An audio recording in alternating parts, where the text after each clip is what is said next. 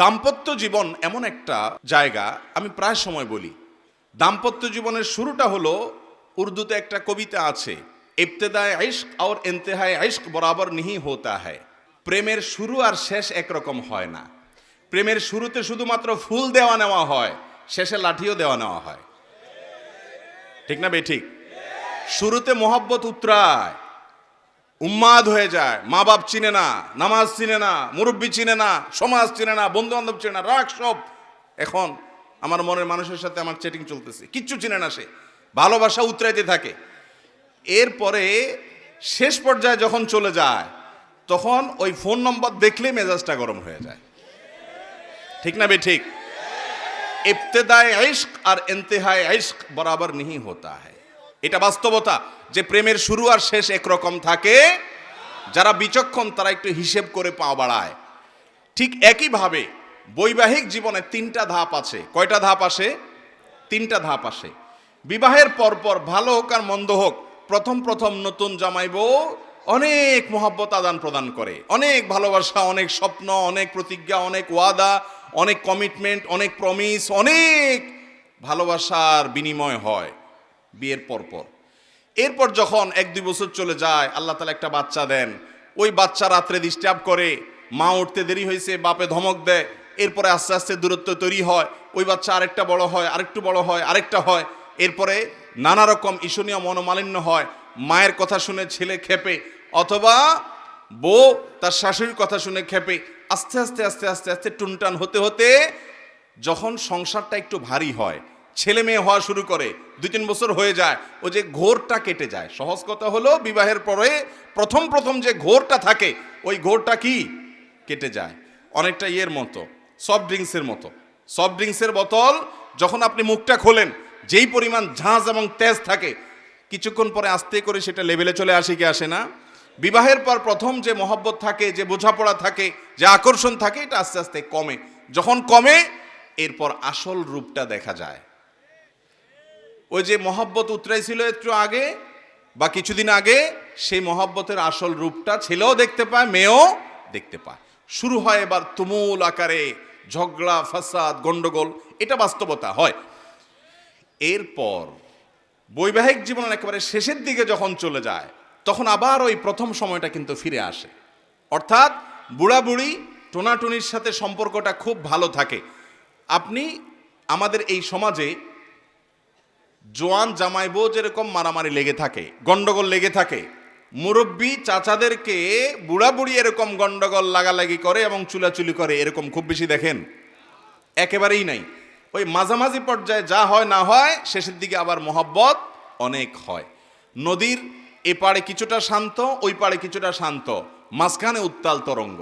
ওই তরঙ্গ দেখে অনেকে ভুল করে এবং তরি ডুবিয়ে দেয়, আর ওই কুল পর্যন্ত যেতে পারে না। আর যে বিচক্ষণ, সে জানে যে এরকম চড়াই উতরাই হবে দাম্পত্য জীবনে, বোঝাপড়ার গরমিল হবে, গন্ডগোল ফাসাদ হবে, এগুলোর সব ওভারকাম করতে হবে। একটা সময় আমার শান্তি আসবে। বিশেষ করে মা বোনদের একটা সমস্যা হলো যে পরের ঘর করতে গিয়ে নানা রকম ঝামেলা তৈরি হয়। তখন তারা কি করে, না এসব আর করবো না, আমি চলে যাই। এভাবে যে বেশিরভাগ মেয়ে পরবর্তীতে আফসোস করতে হয়। আর এই কারণে দাম্পত্য জীবনের সুখের দ্বিতীয় মন্ত্র হলো সবর এবং শুকর। এই দুইটা অভ্যাসকে নিজের জীবনে আনতে হবে। যাদের মধ্যে সবর নেই, যাদের মধ্যে কৃতজ্ঞতা নেই, এরা কখনো দাম্পত্য জীবনে সুখী হতে পারে। দাম্পত্য জীবনের সুখের অন্যতম মূল মন্ত্র হলো সবর করা। কারণ দুই ফ্যামিলির দুইজন মানুষ একত্রে সংসার করবে, এক ছাদের নিচে থাকবে, জীবন কাটাবে, সব কিছু ব্যাটে বলে কিয়ামত পর্যন্ত কোনো দিনই হবে। আপনি আমি কে? নবী করিম সাল্লাল্লাহু আলাইহি সাল্লামের সাথে, তার স্ত্রীদের সাথে, উম্মুল মুমিনিনদের সাথে ছোটখাটো বিষয় নিয়ে মান অভিমান হয়েছে না হয় নাই? বহুত হয়েছে। এবং সে মান অভিমানটা আমাদের মতো না, তাদের মতো করে হয়েছে। কারণ স্বামী স্ত্রী একসাথে দাম্পত্য জীবনে যখন সময় কাটাবে, তাদের মধ্যে বোঝাপড়ার গরমিল হবে। এই সময়টাতে দরকার হয় সবর করা। মনে রাখবেন, ইবাদতের অনেক বড় একটা পার্ট হলো সবর এবং ধৈর্য। আল্লাহ কোরআনে বলেছেন, ইন্নামা ইউওয়াফাস সাবিরুন আজরাহুম বিগাইরি হিসাব। যাদের পুরস্কার আল্লাহ তাআলা কোনো হিসাব করে দিবেন না, তারা হলো যারা সবরকারী, ধৈর্যকারী তারা। অতএব দাম্পত্য জীবনে ধৈর্য থাকতে হবে। স্বামী অনেক উল্টাপাল্টা করবে, সবর করতে হবে। মনে করতে হবে এর চাইতে অমানুষও পৃথিবীতে আছে। আবার স্ত্রী অনেক উল্টাপাল্টা করবে, সেক্ষেত্রেও সবর করতে হবে, মনে করতে হবে যে এর চাইতে অমানুষ অনেক আছে, এবং নিজেকে সান্ত্বনা দিতে হবে। অনেক ক্ষেত্রে কৌশলী হইতে হবে, বিশেষ করে দাম্পত্য জীবনে কৌশল ছাড়া আপনি সুখী হতে পারবেন না। আশরাফ আলী থানভী রহমতুল্লাহ আলাইহি একটা ঘটনা বলেছেন সম্ভবত একবার, যে ওনার কাছে এক ব্যক্তি এসে বলল, হুজুর আমার বাসায় যে মহিলা আছে আমার স্ত্রী, এই ভদ্র মহিলা আমি বাহির থেকে গেলেই কোনো কারণ ছাড়া অযথাই আমার উপরে সে চড়াও হয় এবং খুব বাজে ব্যবহার করতে থাকে। আমি আপনার ওয়াজটা শুনে একটু সবর করার চেষ্টা করি, কিন্তু কত পারা যায়, পারি না। আপনি একটু আমাকে বুঝায় বলেন তো আমি কি করতে পারি। তখন উনি বললেন যে আপনাকে একটা বুদ্ধি শিখাই, বাসায় ঢোকার আগে দরজার সামনে গিয়ে কয়েক সেকেন্ডের জন্য আপনি একটু মাথাটা নত করবেন, করে কল্পনার জগতে ডুব দিবেন।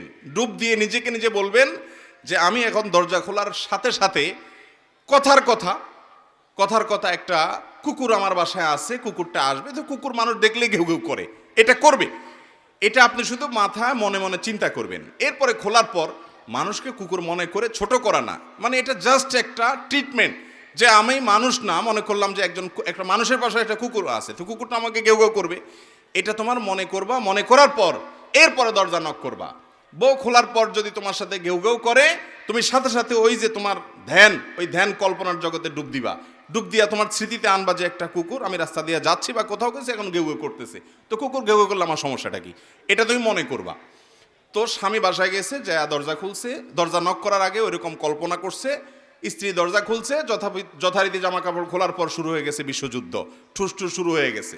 যখন এগুলো শুরু হয়ে গেছে, ভদ্রলোক সাথে সাথে চোখ বন্ধ করে ওই ধ্যান করা শুরু করে দিছে, যে হুজুর বলে দিছে যে আমার তো এরকম একটা পরিস্থিতি আমি কল্পনা করতে হবে। করলো, তো করার পরে লোকটা হেসে দিছে।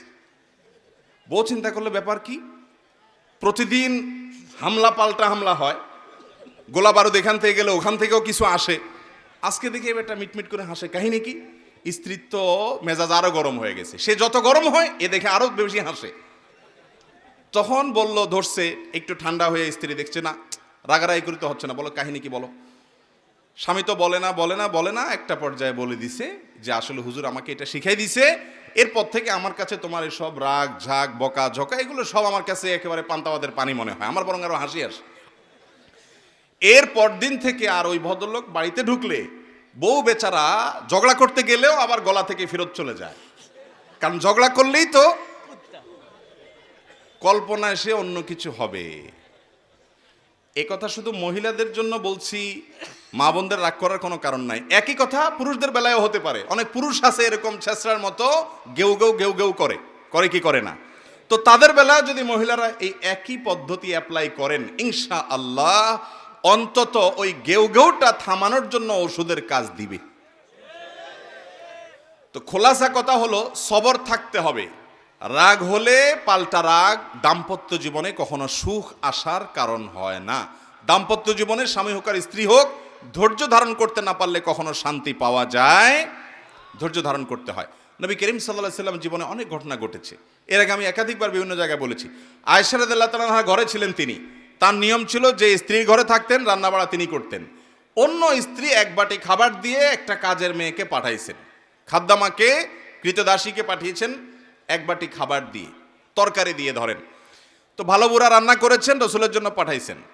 আয়েশা রাদিয়াল্লাহু তাআলা আনহা দরজা খুলে দেখলেন যে কাজের মেয়ে তরকারি নিয়ে আসছে আরেক স্ত্রীর ঘর থেকে।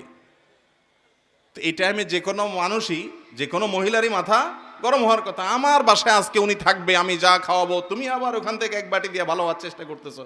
উনি বাটিটা ধরে ছুঁড়ে ফেলে দিলেন, বাটির সব তরকারি তো গেছে, বাটিও দুই টুকরা হয়ে গেছে। এই দৃশ্য নবী করিম সাল্লাল্লাহু আলাইহি সাল্লাম দেখার পর উনি বাইরে হয়ে আসলেন, যা উঠান থেকে নিজের হাতে সে ভাঙা বাটিটা নিয়ে আসলেন।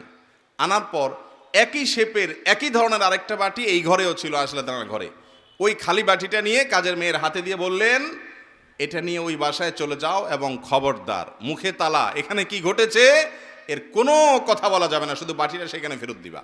ওখানে বাটিটা ফেরত দিছে, যিনি পাঠিয়েছেন তিনি মনে করেছেন যে কি, যে তরকারি রেখে কত সুন্দর করে ধুয়ে সাফ করে আবার বাটিটি দিয়েছে, তিনি অনেক খুশি। এই হাদিস বর্ণনা করার পর কোন মুহাদ্দিস, কোন হাদিস বিশারদ, কোন হাদিসের শেষে এটুকু অতিরিক্ত বর্ণনা করতে পারেন নাই যে নবী করিম সাল্লাল্লাহু আলাইহি ওয়াসাল্লাম আয়েশা রাদিয়াল্লাহু আনহাকে ডেকে দুই চারটা ধমক দিয়েছেন।